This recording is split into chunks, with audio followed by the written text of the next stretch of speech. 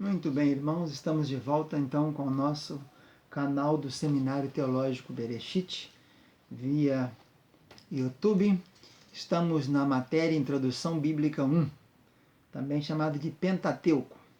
Já falamos sobre variados assuntos, sobre, por exemplo, Bereshit, os dias do homem, Elohim e Bará, a criação, Jardim do Éden, a queda, Caim, Abel e Sete, as gerações ou genealogias, os nefilins, que eram os gigantes que tinham antes e depois. E agora vamos começar no dilúvio. Vamos começar com o dilúvio, antecedente do dilúvio, como é que estava a situação. Então, nós recapitulando, veremos que antes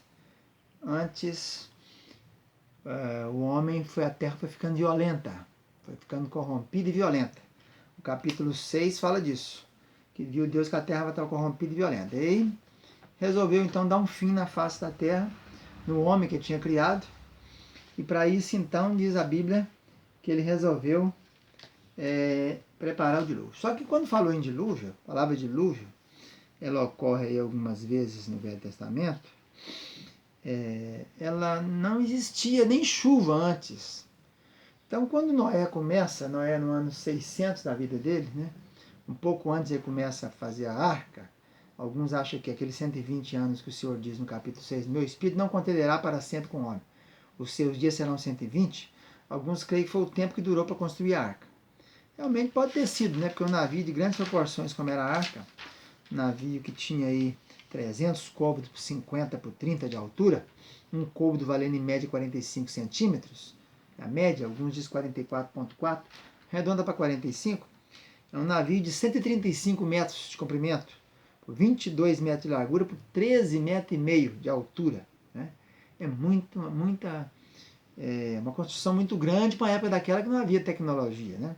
O homem estava acabando. Era o ano 1656, o ano que aconteceu o dilúvio. Se tirar 120 anos aí, 1556. Tirar 20, 1536 da criação do mundo, de Adão, de Adão para cá. Então, é para construir um navio dessas proporções, nesse tamanho, por mais que ele tenha usado todos aqueles descendentes deles, parentes deles, primos deles, cunhado, irmãos, sobrinhos, tios, por mais que tenha feito tudo isso, demorou bastante tempo realmente. Então, naqueles tempos não havia chuva. A Bíblia diz que um vapor subia da terra e regava a terra toda. Esse vapor seria uma umidade, então a temperatura era a temperatura ambiente. No mundo inteiro havia uma uniformidade climática em todo o mundo. Não havia essas diferenças climáticas que nós temos hoje aí, Começa o dia com 10, 12 graus Celsius, à tarde está com 40. A amplitude, a diferença é muito grande. Então, quando Noé começa a falar que Deus chama Noé, manda ele fazer aquele transatlântico, vamos dizer assim, para aquela época, aquele navio de enormes proporções, um navio aí que tinha 41 mil metros cúbicos, e cabia mais ou menos 120 mil animais do tamanho de uma ovelha, nos 3 pisos do navio, realmente o povo espantou com aquele negócio. E ele pegava e anunciava que viria um dilúvio. Mas quando ele falava em dilúvio, o povo devia morrer de rir, Porque o povo não sabia nem que era chuva. A primeira chuva que eles viram foi a chuva do dilúvio. Quando abriu essas comportas do céu, chuva caindo muito abruptamente, e as fontes do grande abismo emergiram, Então, os vulcões, os geysers, todo tipo de água, do magma terrestre, do fundo do centro da Terra, foi expelido, com certeza, em altas temperaturas. Então, ali que eles vieram saber que era chuva. Ninguém conhecia chuva. A Bíblia diz no Gênesis que não havia chuva. Um vapor subia e regava toda a Terra. Então, era como se fosse uma estufa a Terra, o planeta da Terra. E nós tínhamos, então, até nessa época aqui, nós tínhamos uma única porção seca e uma porção de águas. E isso a ciência comprova, A teoria de Alfred Wegener, o alemão, ele diz que é a teoria da Pangeia.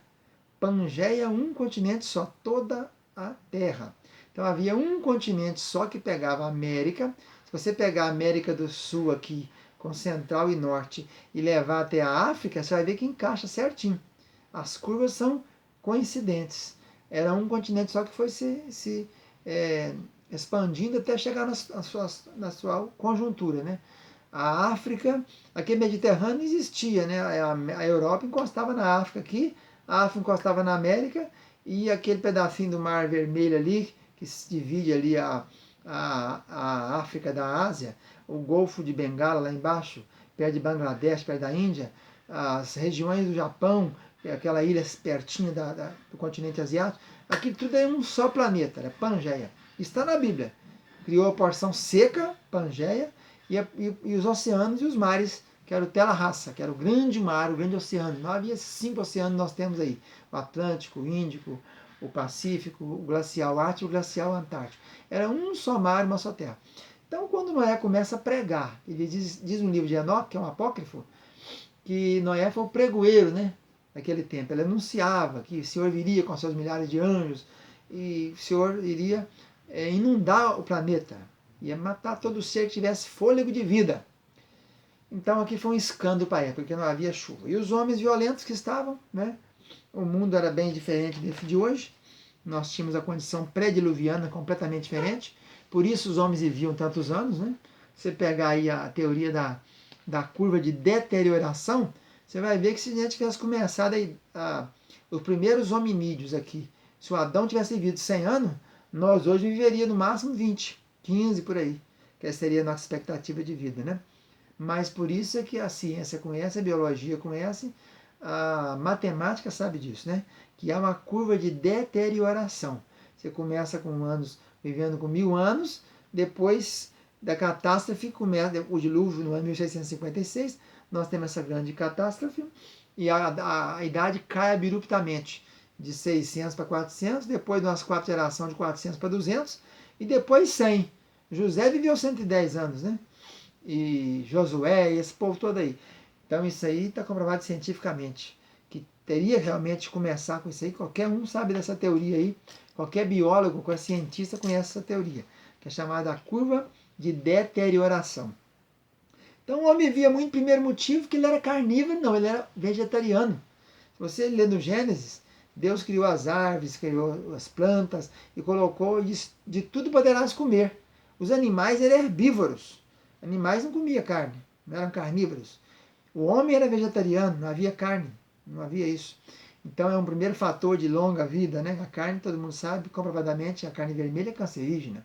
Está comprovado até nos estudos americanos, desde quando começou a expansão da agropecuária, que aumentou o número de infarto, de AVC. Não existia isso na América no século 17, 18. Só começou depois do 19, essa multiplicação exacerbada, essa multiplicação grande de tantas pessoas morrendo dessas doenças cardíacas, que é as que mais matam no mundo hoje, é a doença cardíaca e depois câncer, né?